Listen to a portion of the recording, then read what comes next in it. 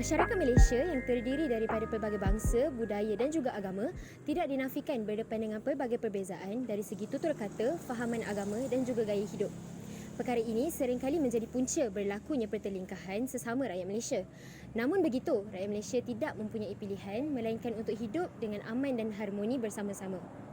Hidup dengan aman dan harmoni bersama-sama tidak dapat dicapai melainkan dengan wujudnya rasa cinta akan negara di dalam diri mereka. Pada hari ini, kumpulan kami akan mengupas bagaimana kepelbagaian agama yang wujud di Malaysia dapat melahirkan rasa cinta akan negara di dalam diri rakyatnya.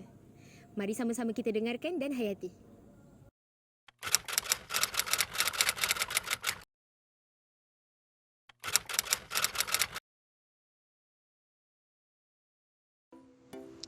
Seterusnya saya akan menceritakan tentang agama Islam. Dan agama Islam merupakan agama rasmi persekutuan di Malaysia, tetapi agama-agama lain juga dapat diamalkan dengan aman dan damai. Dan menurut bancaan tahun 2020, kira-kira 63% daripada 32 juta populasi rakyat Malaysia adalah beragama Islam. Dan adalah tanggapan umum bahawa agama Islam wujud buat pertama kali di Malaysia pada abad ke-10 di Terengganu. Dan ini dapat dibuktikan daripada batu bersurat Terengganu di Kuala Berang. Selain itu juga, terdapat 7 hari kebesaran ataupun perayaan berkaitan dengan agama Islam. Contohnya seperti Hari Raya, Aidiladha dan Hari Raya Aidilfitri dan juga peristiwa Isra' dan Mi'raj. Di belakang saya merupakan Masjid Jami' Sultan Abdul Samad. Masjid ini asalnya dibina oleh pedagang Islam yang berasal daripada India di persimpangan Sungai Kelang dan Sungai Gombak, Kuala Lumpur pada zaman penjajahan British. Pada awalnya, masjid ini terletak berhampiran dengan tapak perkuburan, tetapi kini terletak berhampiran dengan dataran Merdeka dan stesen Pusat LRT. Dan untuk pengetahuan anda semua, masjid ini adalah sebahagian daripada mercu tanda Kuala Lumpur sebagai kebudayaan Islam.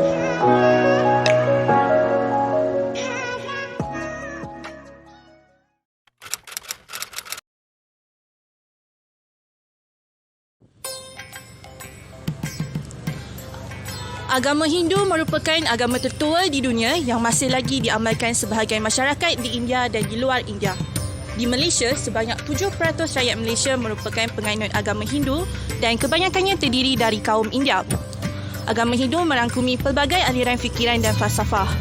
Sebilangan besar bentuk agama Hindu bersifat henoteistik yang bermaksud menyembah satu dewa yang dikenal sebagai Brahman, tetapi masih mengenali dewa dan dewi lain yang dianggap sebagai bentuk-bentuk penjelmaan Brahman.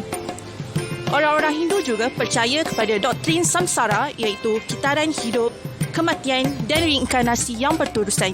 Selain itu, mereka juga percaya kepada hukum karma di mana tindakan dan pemikiran seseorang itu akan menentukan kehidupan semasa dan masa depan mereka.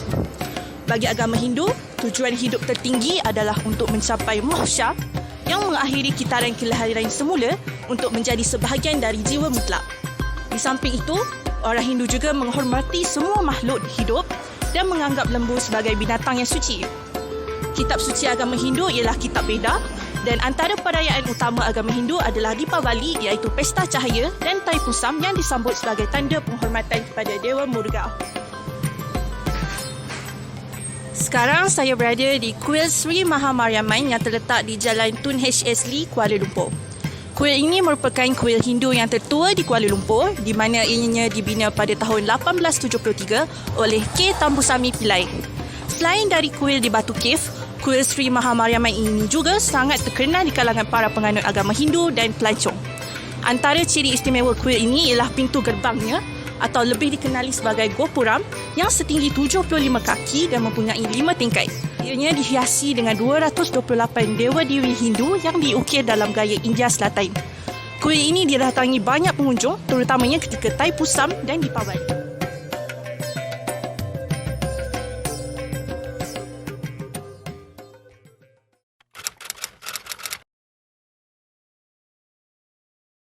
Sekarang ini saya akan memperkenalkan salah satu agama yang terdapat di Malaysia, iaitu agama Buddha. Agama Buddha ini dikenali sebagai salah satu agama yang terbesar di dunia, yang mana agama dan falsafahnya berasaskan ajaran Buddha Sakyamuni yang diasaskan oleh Siddhartha Gautama, yang mana beliau mungkin dilahirkan pada kurun ke-5 sebelum Masihi. Agama Buddha ini mempunyai 3 aliran utama, iaitu Theravada, Mahayana dan juga Vajrayana. Sekarang ini saya berada di salah satu toko yang terdapat di Malaysia, iaitu Toko Tian Ho. Tokoh ini merupakan salah satu tokoh Cina yang terdapat di Asia Tenggara, yang mana ia dibina khusus untuk Tianhou yang merupakan Dewi Syurga. Tokoh ini dia siap pada tahun 1987 dan secara rasmi dibuka pada tahun 1989. Tokoh ini memaparkan seni bina tradisi Cina yang dihias dengan tian berseni, tulisan kaligrafi serta lukisan dinding. Tokoh ini berfungsi sebagai pusat pendaftaran perkahwinan dan juga majlis madara perkahwinan Cina.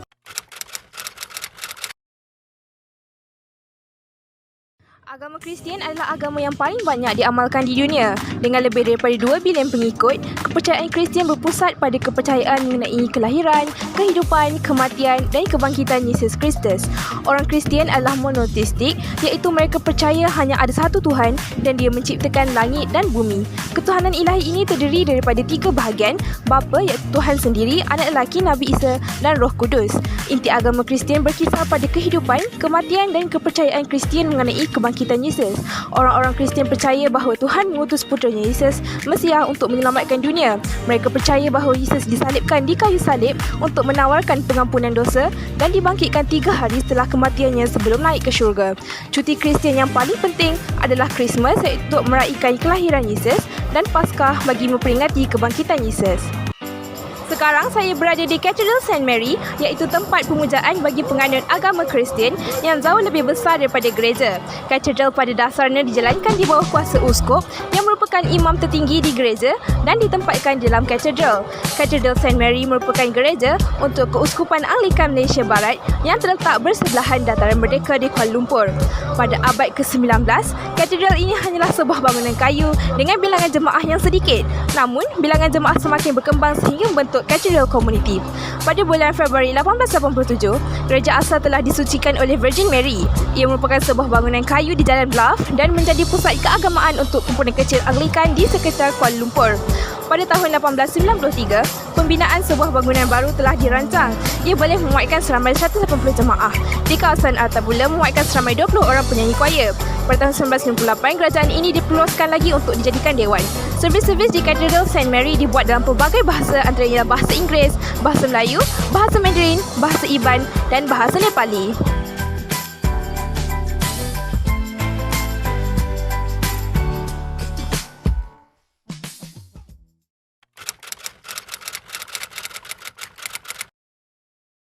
Bahagian ini kami akan menerangkan tentang cara untuk menzahirkan rasa cinta kepada negara dari segi kepelbagaian agama di Malaysia. Cara yang pertama ialah dengan meraihkan perayaan agama-agama yang lain. Memandangkan rakyat Malaysia mempunyai kaum yang berbeza dan menganut agama yang berbeza, jadi setiap agama memiliki perayaan mereka tersendiri yang disambut setiap tahun. Sebagai contoh, umat Islam di Malaysia akan meraihkan sambutan Hari Raya Aidilfitri setiap tahun.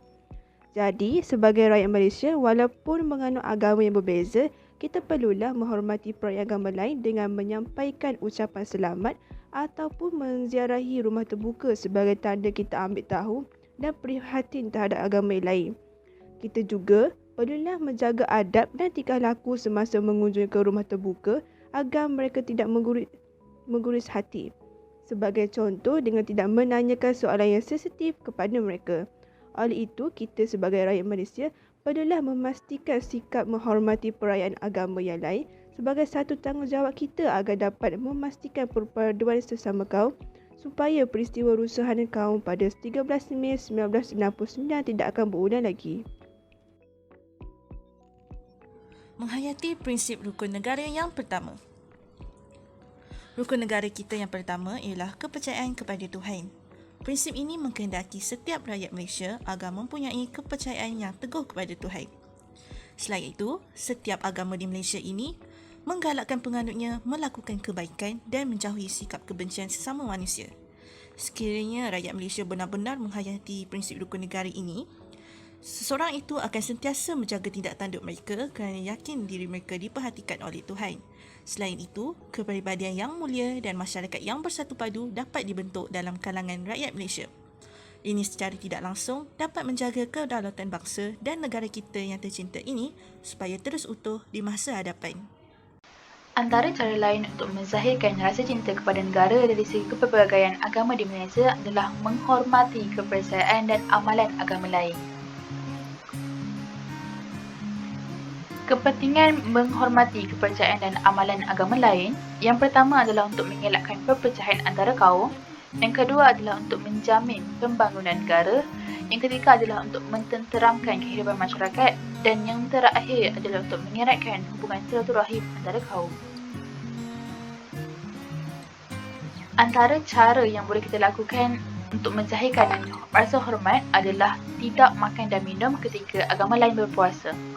Sebagai contoh, apabila bulan Ramadan tiba, masyarakat beragama Islam akan menjalani ibadah puasa, di mana mereka tidak makan dan minum bermula terbit fajar hingga tenggelam matahari. Dan ini adalah tanggungjawab penganut agama-agama lain dengan cuba untuk tidak makan dan minum di hadapan mereka sebagai tanda hormat kepada agama mereka. Dan untuk pengetahuan anda, terdapat juga agama-agama lain yang mengamalkan tradisi berpuasa. Contohnya agama Hindu yang disebut sebagai Upasawa, yang agama Buddha disebut sebagai Upasota. Selain itu, terdapat cara lain untuk menzahirkan rasa hormat kepada agama lain. Contohnya dengan tidak menghidangkan makanan yang tidak boleh dimakan oleh agama lain. Sebagai contoh, agama Islam mengharamkan memakan makanan yang berunsur daging khinzir dan alkohol. Agama Hindu, daging lembu, dan agama Kristian, daging unta. Antara cara lain untuk menzahirkan rasa cinta kepada negara dari segi faktor kepelbagaian agama di Malaysia adalah dengan mengamalkan dialog yang sihat sesama masyarakat. Isu sensitif yang timbul disebabkan oleh kepelbagaian agama di Malaysia menjadi salah satu titik yang membuka ruang wujudnya dialog prasangka yang mampu menggugat ketenteraman dan keharmonian negara. Oleh hal yang demikian, pengamalan dialog yang sihat merupakan salah satu cara untuk memupuk rasa cinta negara dalam diri rakyat Malaysia. Dengan adanya budaya dialog yang sihat, semangat perpaduan serta kebersamaan dalam kalangan rakyat Malaysia dapat dipupuk. Penjelasan dari perspektif keagamaan mengenai prinsip kepelbagaian kepada masyarakat juga adalah perlu bagi memberi kefahaman lebih baik bahawa pentingnya memastikan perpaduan dan kehidupan yang harmoni agar dapat diwariskan kepada generasi masa hadapan. Antara cara penjelasan yang boleh diadakan adalah melalui wacana akademik, seminar dan juga dialog antara agama. Akhir sekali, berbangga dan menghargai perbezaan agama di Malaysia sebagai sesuatu yang unik. Apabila kita berbangga dan menghargai perbezaan agama di Malaysia dengan menganggap perkara ini sebagai sesuatu perkara yang unik, rasa cinta akan negara akan lebih tersemat dalam jiwa masyarakat Malaysia. Kita semestinya berbangga dengan keunikan ini kerana meskipun terdapat kepelbagaian agama yang dianuti oleh rakyat Malaysia, kita tetap dapat hidup dalam keadaan yang aman dan harmoni tanpa berlakunya sebarang perbalahan maupun pertengkaran antara satu sama lain. Hal ini berlaku kerana usaha masyarakat kita yang prihatin untuk cuba memahami variasi agama daripada pelbagai aspek seperti hukum hakam, ibadah dan cara mereka menyembah serta memuji Tuhan. Kepelbagaian agama di Malaysia juga telah menjadikan negara ini sebagai salah satu tempat pelancongan yang terkenal dan menarik di mata para pelancong dari luar negara. Dengan adanya bermacam-macam jenis rumah ibadat yang sangat cantik dan unik dalam seni pembinaannya, ramai pelancong yang tertarik untuk datang melancong ke Malaysia di samping dapat menimba ilmu pengetahuan yang baru tentang berbagai agama serta dapat merasai pengalaman menyertai aktiviti yang telah disediakan di setiap rumah ibadat.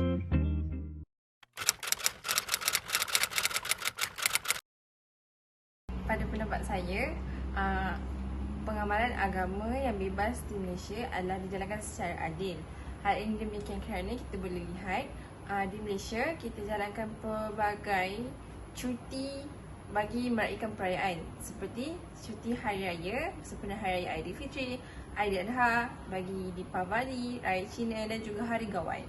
Jadi pada pendapat saya, ianya memang dilakukan secara adil dan seluruh rakyat Malaysia sebenarnya bersatu padu untuk menjayakan pengamalan agama secara bebas ini kerana apabila perayaan, tiada agama yang membuat kacau bilau semasa perayaan sedang dijalankan dan semua rakyat boleh hidup secara harmoni dan aman. Pada pendapat saya berkaitan isu maupun persoalan anda berkaitan adakah kepelbagaian agama ini menjadi satu titik perpaduan? Bagi saya, ya. Keberpelbagaian agama merupakan satu titik perpaduan kerana walaupun terdapatnya pelbagai rusuhan di Malaysia berkaitan agama, namun di negeri saya sendiri, di Sarawak misalnya, terdapat pelbagai agama yang anda tahu kami terdiri daripada berbilang kaum. Saya boleh memberi satu contoh ya. Terdapatnya sebuah masjid besar dan juga sebuah gereja besar yang berkongsi tempat letak kereta untuk digunakan sepanjang masa. Jadi di sini kita dapat lihat bahawa kaum sebenarnya tidaklah begitu wujud rusuhannya, malah mereka bekerjasama untuk membentuk sebuah perpaduan.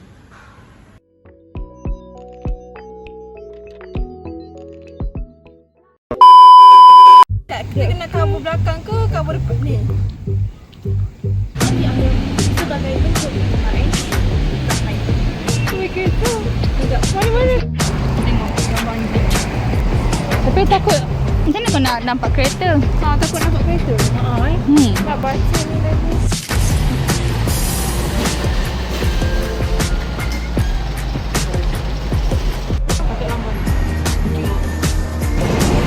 Seterusnya, di belakang saya merupakan Masjid Sultan Abdul Samad yang asalnya dibina sejak tu lagi.